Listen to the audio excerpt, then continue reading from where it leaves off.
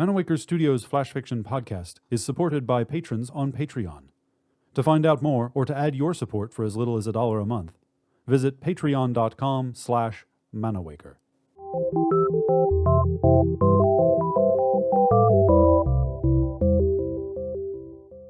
Welcome to Manawaker Studios Flash Fiction Podcast. I'm CB Drogi. This week, Dyslexic Prometheus by MFC Feeley. Amanda regretted choosing the lab coat. Far from giving her authority, it blended with the white walls and made her invisible. The voice boomed from a hidden speaker. Commence.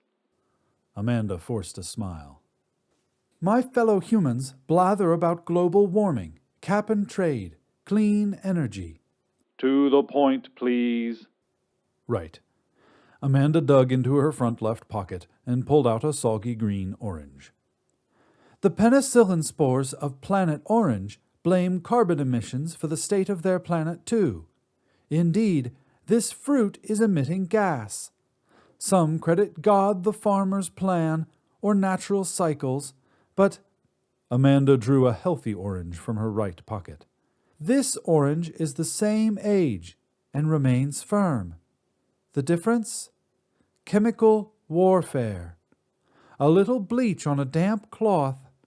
Amanda rubbed the healthy orange against her crisp white jacket. Vanquishes the penicillin and spares the fruit. Hear me, Keplins. Penicillin spores may prey harder, regulate production, and curtail growth. But the problem is not penicillin behavior. The problem is penicillin existence. Are you suggesting we wipe out humanity to save your planet? Yes! Like this penicillin, we have irreparably damaged our home. Then it's too late. Next. Damn it. Amanda was out the door and in the hallway. She'd wasted 3 days standing in line to address the Keplin consulate. She could never get to Fiji in time now. Kyle would be married in the morning. Amanda turned around and banged on the door. To her amazement, it opened. Eating us will cure your STDs. Translate. STDs. When you reproduce with a bad Keplin, do you ever get itchy afterwards? Blisters? Fever? Eating penicillin fixes that. Are you, Amanda Shepard, itchy? At least wipe out Fiji. Thank you, Amanda Shepard. Goodbye. The room tilted. There was nothing to grab. Amanda slid toward the door. It's not just Earth. Amanda pawed the floor. We'll metastasize and spread to other planets. We'll destroy Kepler. Amanda braced her feet against the edges of the doorway to keep from sliding out.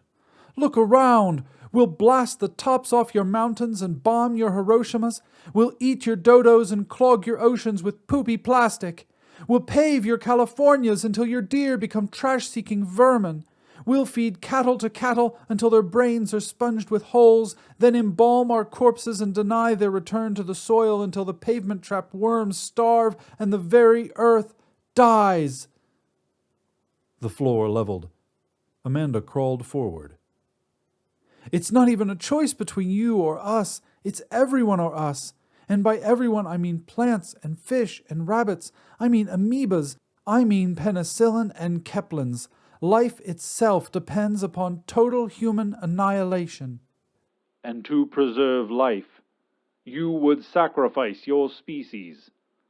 Like a dyslexic Prometheus. Wow, that was good. If Kyle heard that, he'd think twice about dumping her for Jasmine. The Keplins were thinking twice. The voice was silent for so long that Amanda began to wonder if she'd imagined the whole thing. She walked her hands up the walls. The room was padded. Her lab coat looked like a hospital gown. Amanda brightened. She was in the loony bin. Keplins, how silly. But here in the nut house there was hope. How much had she imagined? The part where Kyle left her? Maybe even the part where Kyle met Jasmine? Maybe Jasmine didn't even exist. It was all a dream. Amanda would get better and marry Kyle as planned. Kyle had probably brought her here. Amanda searched her pocket for her phone, but of course it had been confiscated when she checked in. She found only the orange. How nice that they provided healthy snacks. The green orange alarmed her slightly. Amanda shoved it deep in her pocket. That explained it. Amanda was hiding fruit. She couldn't blame the doctors for that. She was clever. Kyle wouldn't love a dummy. Amanda peeled the good orange. Odd that the staff hadn't trimmed her nails. The tangy citrus, a cornerstone of aromatherapy, cheered her. Amanda was in good hands. Kyle would visit. Maybe he was here already, with a ring. Wait, not so fast. First some orange. Delicious. Squirty. Even if Kyle didn't come, there was still hope. Nice doctors, fresh fruit. You know what? Screw Kyle. Good luck to him and Jasmine. Amanda was on to better things. If not doctors, there would be volunteer opportunities, going on talk shows and giving hope to others. We agree. On behalf of all living things, The voice boomed. Thank you, Amanda Shepard. We shall commence annihilation. The floor tilted steeply, and Amanda slid out the door. This has been Dyslexic Prometheus, written by MFC Feeley, and first appearing in Ghost Parachute. For more information about Manawaker Studios' other projects, including books and games, visit manawaker.com, which is also where you should go to learn more about the authors featured on this podcast or to get details about submitting a story. The Flash Fiction Podcast theme song is by Kevin MacLeod. Manawaker Studios' director of DICE is Ben Baston. I'm CB Droege. You can follow me on Twitter and Facebook at CBDroege. Thanks for listening.